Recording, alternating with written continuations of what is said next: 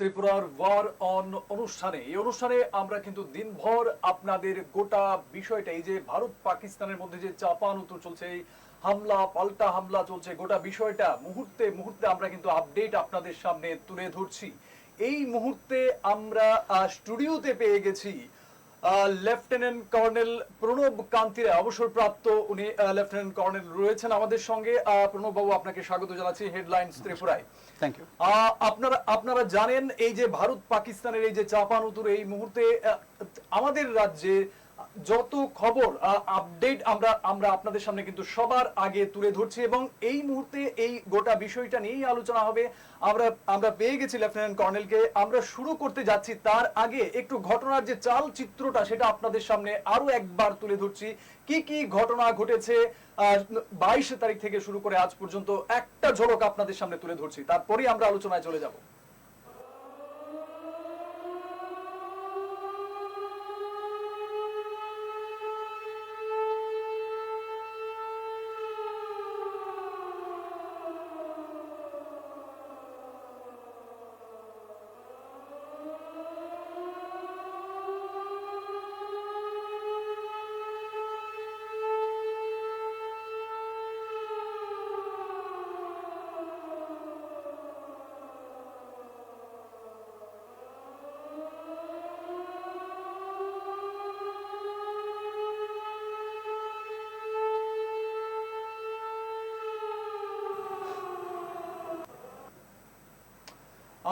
কোন যুদ্ধই কিন্তু সন্তুষ্টির কোনো বিষয় নয়, কিন্তু তারপরও বারবার একটা জায়গাতে যখন বিভিন্ন সন্ত্রাসী গোষ্ঠীগুলি আক্রমণ করে তাকে প্রতিহত করাও কিন্তু একটা দায়িত্বের মধ্যে পড়ে।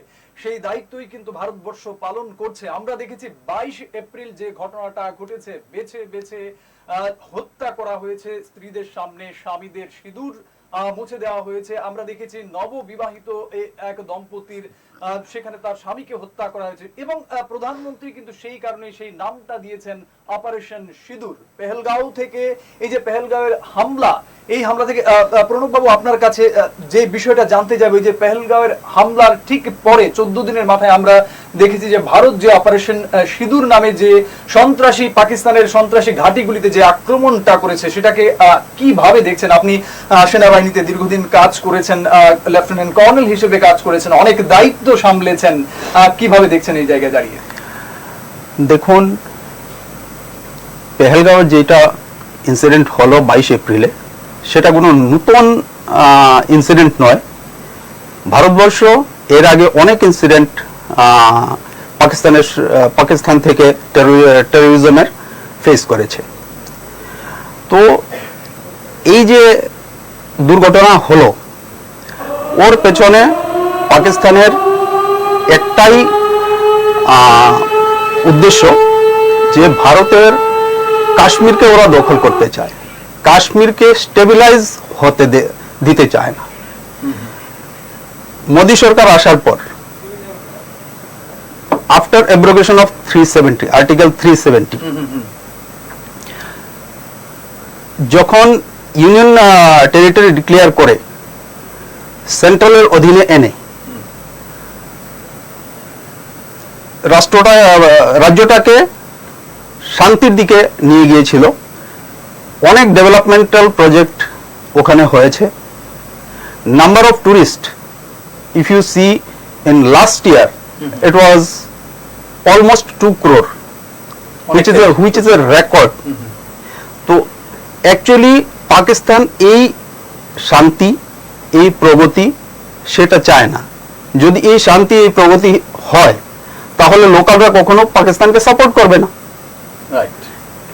তাই ওদের এই কাজটার মেইন উদ্দেশ্য। আমরা যেটা দেখে আসছি যে পাকিস্তান, আপনি যেটা বলছেন যে পাকিস্তান শান্তি বা অমন এই জিনিসটার পক্ষে নয়, সেটা চাইছে না। কারণ শান্তি থাকলে সেখানে হয়তো উন্নয়ন হবে, উন্নয়ন থাকলে কাশ্মীরের যারা লোকাল মানুষ আছে তারা হয়তো পাকিস্তানিদের সমর্থন করবেন। সেই জায়গায় দাঁড়িয়ে আমরা শুরু থেকে একটা জিনিস দেখে আসছি যে শুধুমাত্র সন্ত্রাসবাদীদের উপর ভিত্তি করে পাকিস্তান রয়েছে। পাকিস্তান সবসময় সন্ত্রাসবাদীদের মদত করে যাচ্ছে। এর লক্ষ্যটা কি? তাদের আভ্যন্তরীণ বিষয়টা জানতে চাইব।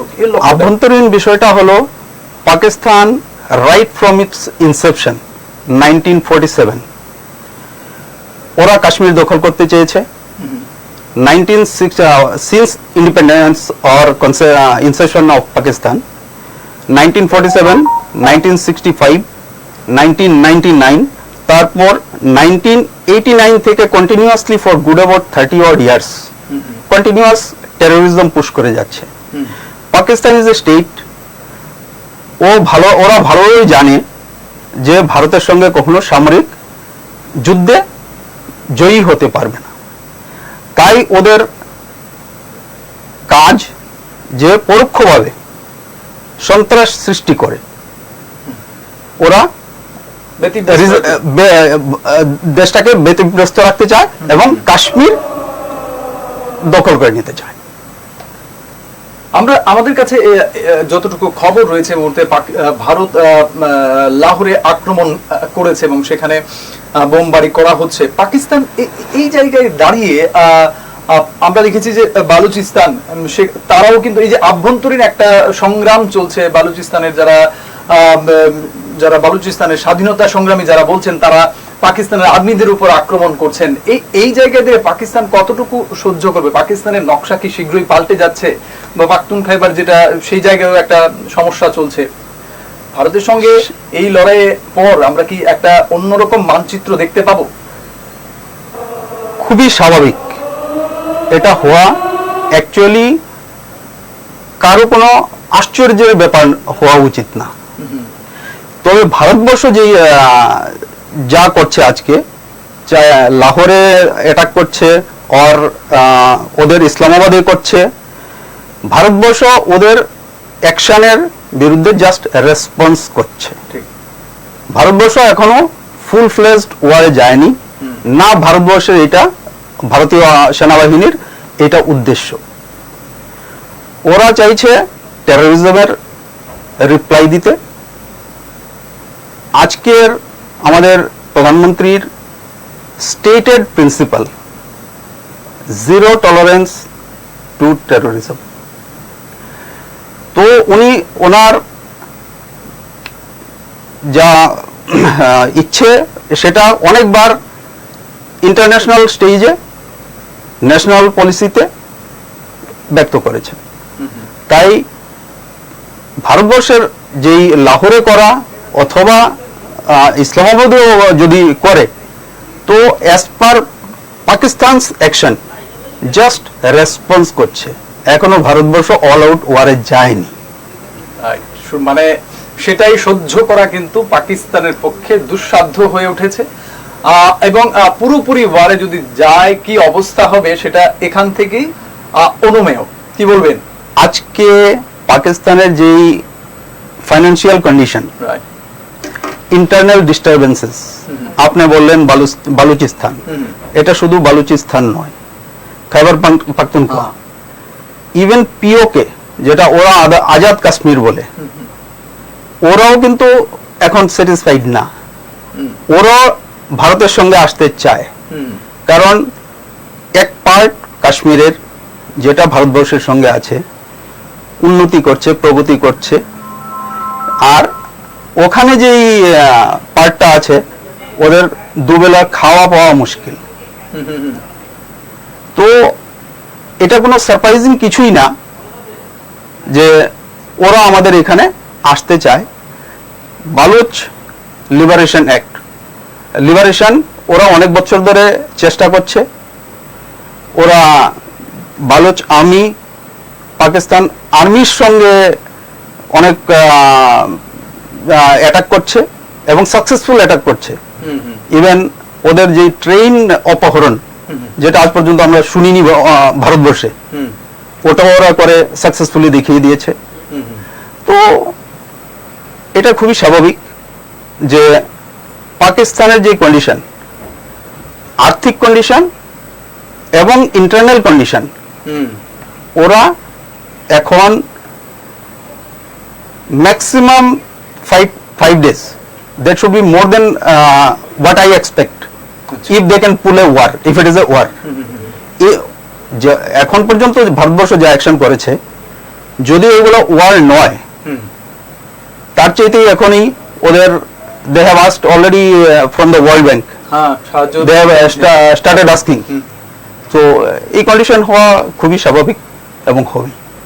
কি মনে করেন সাহায্য আসতে পারে? Most unlikely. যদি ইন্টারন্যাশনাল কমিউনিটি চায় যে ওয়ার্ল্ডকে এবং স্পেশালি এই রিজনটাকে টেরোরিজম থেকে ফ্রি রাখবে, তাহলে কোনো ফাইন্যান্সিয়াল অ্যাসিস্ট্যান্স পাকিস্তানকে দেওয়া উচিত না। সবচেয়ে বড় প্রশ্ন যেটা সন্ত্রাসবাদ, ভারত কিন্তু এই জায়গাতেই আক্রমণ করেছে। সন্ত্রাসবাদের বিরুদ্ধেই কিন্তু ভারতের আক্রমণ। পাকিস্তানের সাধারণ মানুষের প্রতি ভারতবর্ষের কোনো ধরনের কোনো কিছু অ্যাকশন নেওয়ার কোনো ইচ্ছা নেই। শুরু থেকেই ভারত এই স্ট্র্যাটেজি কিন্তু অবলম্বন করে আসছে, আমরা যেটা দেখেছি। আমরা আজকে সারাদিন আমরা যে বিষয়টাতে নজর রাখছিলাম, পাকিস্তানের একটা সোশ্যাল মিডিয়া থেকে একজন বলছিলেন যে ভারত যে ড্রোন আক্রমণগুলি করেছে সেগুলি পাকিস্তানের যারা নেতা রয়েছে বা মন্ত্রী রয়েছে তাদের বাড়ি ঘরের পাশে বা তাদের বাড়িতে আগে আক্রমণ করা দরকার। এই কথাটা আমি এখানে এই কারণে বলছি কর্নেল, যে পাকিস্তানের যে সাধারণ নাগরিক তারাই চাইছেন যে সরকারটা চলছে সেই সরকারটাকে তারা সমর্থন করছেন না, এই সরকারটা তারা চলে যাক, এই সরকারটা চলে যাক। তাদের অসমর্থন করতে তারা সাহসটা দেখাচ্ছেন না। এখানে ভারত একটা পদক্ষেপ নেওয়াতে সেই শক্তিটা বা সাহসটা দেখিয়েছে। এই বিষয়টা নিয়ে কি বলবেন? অ্যাকচুয়ালি পাকিস্তানের যে প্রেজেন্ট গভর্নমেন্ট আছে, আর আগেও যারা ছিল, প্রিভিয়াস যারা ছিল, কোনো গভর্নমেন্টই ইলেক্টেড নয় ইন দা রাইট।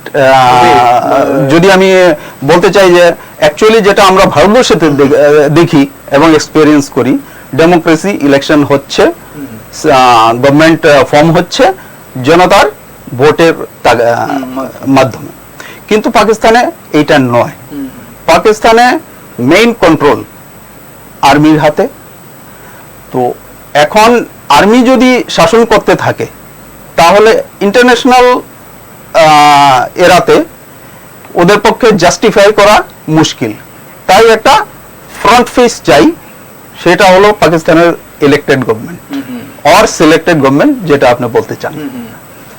আমি আপনার কথার সাথে আরেকটা বিষয়, আপনি সহমত হবেন কিনা, আপনি যেটা বলছিলেন যে আর্মির শাসন বা আর্মি দেশটাকে চালাচ্ছে, আমি তার সাথে একটু যুক্ত করতে চাই, আর্মির সাথে সন্ত্রাসবাদীরাও চালাচ্ছে হয়তো দেশটাকে। সন্ত্রাসী দেশ আমরা সরাসরি বলতে পারি, কারণ এই যে ভারত যখন প্রথম সন্ত্রাসী ঘাঁটিগুলিতে আক্রমণ করলো, যারা মারা গেছে তাদের যে অন্ত্যেষ্টিক্রিয়া, সেখানে আমরা দেখেছি সেনাবাহিনীর পোশাকে তাদেরকে রাষ্ট্রীয় মর্যাদায় অন্ত্যেষ্টিক্রিয়া করা হচ্ছে। এই বিষয়টাকে আপনি কি বলবেন? দেখুন, আতঙ্কবাদ ও টেরোরিজম যেটা আপনি বলছেন, যেটা পাকিস্তান থেকে আসছে, ওরা ডেফিনেটলি বলছে যে ওরা জাস্ট কাশ্মীরের জন্য, ওদের নিজের জন্য ফাইট করছে। বাট এটা totally backed by Pakistan army, Pakistan ISI, financed, trained and sent. Actually আতঙ্কবাদীদের পাকিস্তান ইউজ করছে as a cannon fodder. State as a state, they are telling that state is not involved, but the terrorism যেটা emanate হচ্ছে, that is state sponsored. Pakistan শুধু ভারতবর্ষে নয়, পৃথিবীর আজকে যে কোনো জায়গাতে যেখানেই টেরোরিজম, আতঙ্কবাদের কোনো ঘটনা হচ্ছে, ওটার কানেকশন এসে পাকিস্তানে জুড়ছে। তো পাকিস্তান আর্মি আজহার মাসুদের ফ্যামিলির ফিউনারেলে প্রেজেন্ট ছিল এবং ওদের যে কফিনগুলো ছিল সেগুলোকে পাকিস্তানের ন্যাশনাল ফ্ল্যাগ দিয়ে ঢেকে দেওয়া ছিল, which is otherwise national respect. ভারতবর্ষে we give it to our soldiers, not to terrorists. তো যখন টেরোরিস্টের অন্তিম ক্রিয়ায় পাকিস্তান এইসব করছেন এবং Pakistan army in uniform they are present, then the web, ওদের মধ্যে কি সম্পর্ক সেটা একদম স্পষ্ট। এই জায়গায় দাঁড়িয়ে আমরা এই মুহূর্তে একটা প্রশ্ন আমার মনে ঘুরপাক খাচ্ছে বা সবার মনে ঘুরপাক খাচ্ছে, পিওকে সেটা কি এখনই আমাদের নিয়ে নেওয়া উচিত, কি মনে করে? দেখুন, মানে ভারতবর্ষের যেই পলিসি এখন, ভারতবর্ষ এখন রেসপন্স করছে to the terrorist activities and পাকিস্তানের অ্যাকশনের। পিওকে এখন নিয়ে নেবে এরকম কোনো ইচ্ছা মনে হয় না ইন্ডিয়ান গভর্নমেন্টের আছে। তবে যেভাবে সিচুয়েশন ইভলভ হচ্ছে, ডিনাই করাও খুব মুশকিল। কারণ আমরা দেখছি ইন্ডিয়া যতটুকু রেসপন্স দিচ্ছে, পাকিস্তান এসকেলেট করছে, লেডার বাড়িয়ে যাচ্ছে। গতকালকে Pakistan right from Siachen to run of কাচ, এলওসি অ্যান্ড আইবি পুরোটাতেই ড্রোন এবং মিসাইল হামলা চালিয়েছে। ভারতবর্ষের সামরিক অর্গানাইজেশনগুলোকে লক্ষ্য করে। তারপর এলসিতে হেভি আর্টিলারি ফায়ার, আমাদের পুঞ্চে অনেক সিভিলিয়ানদের মারা হয়েছে। গুরুদ্বারাতে অ্যাটাক করা হয়েছে। গতকাল ওরা মিসাইল গোল্ডেন টেম্পলে ট্রাই করেছে এবং ওয়েস্টার্ন সেক্টরে right up to the command headquarter target করে ওরা চেষ্টা করেছে এগুলাকে ক্ষতি করার। কিন্তু ভারতবর্ষের আর্মি অর এয়ারফোর্স ওদের অ্যাক্টিভিটিতে, ওদের অ্যালার্টনেসে এবং আমাদের যে ডিফেন্স সিস্টেম আছে, এয়ার ডিফেন্স সিস্টেম, ওগুলার জন্য ওরা কিছু করতে পারেনি। সবকটাই ওদের আনসাকসেসফুল হয়েছে, চাই মিসাইল হোক। অ্যান্ড ইনফ্যাক্ট ওদের JF-17 এয়ারক্রাফট দুটো, even one F-16, as per report, India has shoot down, including 2 pilots, 2 or 3 pilots. So that is what is the thing with the present scenario. গোটা বিষয়টাকে বিশ্লেষণ করে যদি আমরা বলি, পুরোপুরি যুদ্ধ যদি শুরু হয়, কতদিন পাকিস্তান ভারতের সঙ্গে টিকে থাকতে পারে? মোটামুটি কি হতে পারে সেটা? যদি কোনো আউটসাইড সাপোর্ট না পায়, রাইট, তাহলে it is a matter of a week. আর আউটসাইড সাপোর্টের কথা যদি আমরা বলি, এখনো পর্যন্ত দেখেছি যে তুর্কি তাদেরকে সাপোর্ট করে চলেছে। চীনের অবস্থানটা কি হতে পারে? চীন মনে হয় না ডাইরেক্টলি কোনো সাপোর্টে আসবে, কারণ JF-17 এবং এদের রাডার সিস্টেম পাকিস্তানের সবকটাই চীনের, ঠিক আছে। এবং I would connect the Galwan scenario also in this. যখন this is the first time in history, probably China has went back. Otherwise, চীনের যে টেকটিক্স, salami slicing, দু কদম আসবে, okay, you object, I move back one step, এক step, still I gain. এই policy আজ পর্যন্ত ইন্ডিয়ার সঙ্গেও করতে চেয়েছে, কিন্তু গালওয়ানে পর 1 বছর আমাদেরও আর্মি ওখানেই বর্ডারে ডিপ্লয়েড ছিল, ওদেরও ছিল।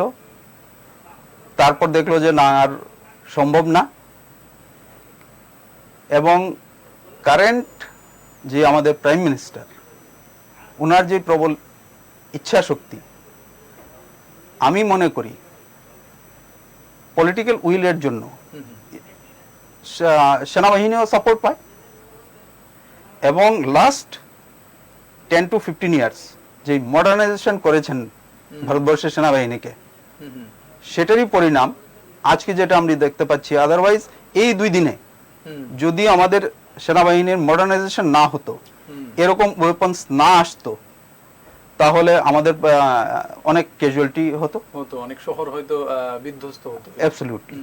তো গালওয়ান, সেজন্য আমি বলছি, অ্যান্ড ওদের বিজনেস, দ্য কারেন্ট বিজনেস, ইন্ডিয়ার সঙ্গে ইন্ডিয়ান মার্কেট ওরাও লুজ করতে চাইবে না। the tariff war of US is another point. যার দরুন they need India and Indian market just ওদের ইকোনমি সাস্টেইন করতে।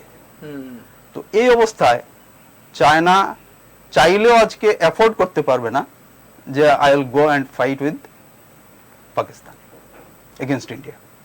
আরেকটা বিষয় ঘুরপাক খাচ্ছে, যেটা মানে পরিষ্কার হচ্ছে না, বারবার পাকিস্তান পরমাণু আক্রমণের কথা বলছে, সেটা কতটা সম্ভব? কি করবে? আমরা আজকে দেখেছি যে মার্কিন যুক্তরাষ্ট্র থেকে যে একটা বিবৃতি দেওয়া হয়েছে, এরকম সুরে বলা হচ্ছিল যে কেউ যাতে এই পরমাণু ওয়ারের দিকে না যায়। এটাকে আমরা দুটো বিষয় ধরতে পারি, একটা পরামর্শ অথবা একটা নির্দেশও বলতে পারি। সরাসরি নির্দেশ না দিয়ে এরকম ভাবেই হয়তো বলে থাকেন, সেটাকে আপনি কিভাবে বিশ্লেষণ করবেন? ডেফিনেটলি দেখুন, এই অ্যাকশন হওয়ার আগেই পাকিস্তানের ইভেন ডিফেন্স মিনিস্টার পরমাণু যুদ্ধের হুমকি দিয়েছে। কিছু হলেই তো একটা হুমকি দিয়ে যে আমরা পরমাণু শক্তিধর রাষ্ট্র করে দেব, সেই that is more of A blackmail. আজকের দিনে আমি মনে করি না পাকিস্তান ওই কন্ডিশনে থাকবে if there is a war to use the atomic bomb, atom bomb.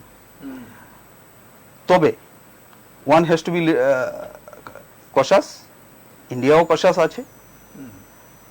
R international community যেরকম আপনিই বললেন যে ইউএস একটা অলরেডি ওয়ার্নিং দিয়েছে, উইল ডেফিনেটলি ইন্টারফেয়ার ইফ যদি সিচুয়েশন আউট অফ কন্ট্রোল হয়ে যায়।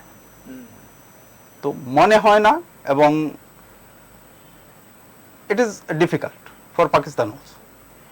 পাকিস্তান যদি অ্যাটাক করে, yes we will be sufferer, কিন্তু Pakistan will not be existing in the world, মুছে যাবে গোটা বিশ্ব সেখানে পাকিস্তানের অস্তিত্বটা। আজকে ভারতবর্ষের যে atomic capability, land, sea and air, second strike capability, আমাদের stated policy will not be attacking first or use the atom bomb first, but যদি আসে দেন সেকেন্ড চান্স আছে আমাদের হাতে। আর ভারতবর্ষ যেই এরিয়া আছে, পুরো ভারতবর্ষকে ওরা মেটাতে পারবে না। তো মনে হয় না, বাট মিস অ্যাডভেঞ্চার ওরা সবসময় করে থাকে। One has to be careful. পরবর্তী যে বিষয়টাতে যাব, গোটা বিষয়টা আপনি খুব সুন্দরভাবে তুলে ধরেছেন বা ব্যাখ্যা করেছেন, আমাদের দর্শক যারা দেখছেন অনেক কিছু ইনফরমেশন হয়তো এখান থেকে পাবেন। আজকে একটা বিষয় আমাদের নজরে এসছে যে প্রতিরক্ষা মন্ত্রী যখন তিন বাহিনীর প্রধান বা অন্যদের নিয়ে যখন মিটিং করছিলেন, সেখান থেকে একটা ছবি সবার সামনে কিন্তু উঠে এসছে, বেশ খুশ মেজাজে কিন্তু তাদের প্রত্যেককেই দেখা গেছে। তার মানেটা কি? ভারত কি যে পরিকল্পনাটা করেছিল সেখানে পুরোপুরি সফল? এই বিষয়টার জন্য কি এই তৃপ্তির হাসিটা? এটা আপনি দুভাবে দেখতে পারেন। আচ্ছা, যেটা ভারতবর্ষের প্ল্যানিং ছিল, পরিকল্পনা ছিল, এইটা আমরা ওই পরিকল্পনা হিসাবে এগিয়ে যাচ্ছি। আর যখন আপনি ব্যাটেলফিল্ডে যান অথবা যুদ্ধ করতে যখন যান, অপোনেন্ট যদি স্ট্রং থাকে তাহলে ডেফিনেটলি আপনি আরো কশাস। কারণ যে সাইনগুলো আমরা পাচ্ছি, শুধু প্র্যাকটিক্যালি সাইনগুলো পাচ্ছি না, এর আগেও আমরা কন্ডিশন পাকিস্তানের জানি। তো এই সার্কামস্টেন্সেসে মানে পাকিস্তানের সঙ্গে ফাইট করছে এরকম তো কোনো কন্ডিশন নেই এখনো। তো মনে হয় না মানে খুব একটা বেশি সাস্টেইন করবে পাকিস্তান। আর পরিকল্পনা যেভাবে চলছে, Indian response in a very calibrated manner, in a measured manner চলছে। তো এভরিবডি ইজ হ্যাপি। আমরা একদম শেষের দিকে চলে এসেছি আলোচনার। যে আলোচনাটা এখানে না করলে নাই হয়, পাকিস্তানের সঙ্গে যে সমস্যাটা তৈরি হয়েছে 22 এপ্রিল, এর আগে তো ছিল সাম্প্রতিক যে ঘটনা। আমরা দেখেছি আমাদের আরেক প্রতিবেশী রাষ্ট্র বাংলাদেশের দিকে যদি একটু তাকাই, বাংলাদেশ তাদের আভ্যন্তরীণ বিষয়টাকে নিয়ে আমাদের দেশের উপর অনেক কিছু চাপাচাপি করছে, অনেক আঙুল তুলছে, অনেক দোষ দিচ্ছে, সেই জায়গায় দাঁড়িয়ে আমরা দেখেছি পাকিস্তানের সঙ্গে যখন এই সংঘাত শুরু হয় তখন ভারত বাংলা যে সীমান্ত সেখানে কারফিউ জারি করে রেখেছে প্রায় 12 ঘন্টার জন্য, রাত 8টা থেকে সকাল 8টা পর্যন্ত। এটা কেন হতে পারে? দেখুন, বাংলাদেশের যেই রিলেশন ছিল সেই রিলেশনটা এখন আমাদের নেই। সেটা অনেক অবনতি হয়েছে। অবভিয়াস রিজন, শেখ হাসিনা যখন ছিলেন ওখানে প্রাইম মিনিস্টার, যেই ডেভেলপমেন্ট করেছিলেন ওর maximum help with Indian help. আর এখন যে মোহাম্মদ ইউনূস সাহেব এসেছেন, ওনার যেই চিন্তাধারা, ওতে বাংলাদেশেও অনেক হার্ডলাইনার্স ওরা অনেক এগিয়ে গেছে। কিন্তু recent visit with the Prime Minister, after that situation is improving or developing. ঠিক আছে, এখন বাংলাদেশ কারফিউ ইম্পোজ করেছে in the border. Actually it is a blessing in disguise for India. না, এটা ভারত করেছে, সেটা ভারত গতকালকে। Okay, I have not seen that, but influx Bangladesh থেকে হচ্ছে। তাছাড়া you can't rule out hardliners also moving in. তো সেই জন্য as a precautionary measure Bharatvarsha এটা করেছে। কর্নেল, আমরা একদম শেষের দিকে চলে এসেছি। এই যখনই একটা কোনো দেশ একটা কঠিন অবস্থার মধ্য দিয়ে যায়, দেশবাসীকে একজোট হয়ে কাজ করতে হয়। এই জায়গায় দাঁড়িয়ে দেশবাসী এবং সেনাবাহিনীর উদ্দেশ্যে আপনি যেহেতু একজন প্রাক্তন সেনাকর্তা, কি বার্তা থাকবে বা কি পরামর্শ থাকবে? দেশবাসীকে আমি এটাই বলবো, হ্যাভ ফেইথ। আমাদের আর্ম ফোর্সেস কখনো ভারতবর্ষকে লেট ডাউন করবে না। That is the assurance from arm forces. আমাদের পলিটিক্যাল যে ডিসপেন্সেশন এবং পলিটিক্যাল উইল আজকের দিনে আছে ফুলি। সেই জন্যই আমরা এই অ্যাটাকের পরে এতটুকু এগিয়ে যেতে পেরেছি। এবং এই এরকম অ্যাটাক অথবা আমাদের যে রেসপন্স আমরা আগেও দেখেছি, সার্জিক্যাল স্ট্রাইকও করা হয়েছে, এয়ার স্ট্রাইকও করা হয়েছে। ফর এ লিমিটেড পিরিয়ড এইসব বন্ধ থাকে, কিন্তু আবার শুরু হয়ে যায়। এখন যখন এই পরিস্থিতি এসেছে, আপনারা দেশবাসীকে আমি এটাই অনুরোধ করব যে আপনাদের আর্ম ফোর্সেসের উপর have faith, they will never let you down, and arm forces have always delivered and it will deliver. Thank you. সেনাবাহিনীর প্রতি আমাদের দৃঢ় বিশ্বাস বা আস্থা সবসময় ছিল এবং আছে এবং থাকবে। আমরা দেশবাসী এই কঠিন পরিস্থিতিতে আমরা দেশবাসী অবশ্যই সেনাবাহিনীর সঙ্গে থাকবো। যখনই প্রয়োজন হবে আমরা সেখানে কিন্তু ঝাঁপিয়েও পড়বো সেনাবাহিনীর সঙ্গে কাঁধে কাঁধ মিলিয়ে। যদি প্রয়োজন পড়ে, এই আশ্বাসটা কিন্তু আমরা যদি সেনাবাহিনীকে দিতে পারি, তাহলে তারা কিন্তু আরো মনোবল নিয়ে এগিয়ে যেতে পারবে এবং যাবে। কর্নেল, আপনি আপনার মূল্যবান সময় আমাদেরকে দিয়েছেন। আমাদের রাজ্যবাসী অনেক কিছু অবগত হয়েছে এবং আমাদের মাধ্যমে গোটা দেশেই কিন্তু এই অনুষ্ঠানটা প্রচার হচ্ছে। তো এইভাবেই আপনার সাহচর্য চাইবো। এবং আমাদের আজকের এই ওয়ারন অনুষ্ঠানের এই যে বিশেষ পর্ব আমরা এখানে শেষ করতে চাইবো। আরো একবার লেফটেন্যান্ট কর্নেল প্রণব কান্তি রায়কে আমাদের এই অনুষ্ঠানে আসার জন্য অসংখ্য ধন্যবাদ এবং নমস্কার। আপনাদের সকলকে আরো একবার নমস্কার।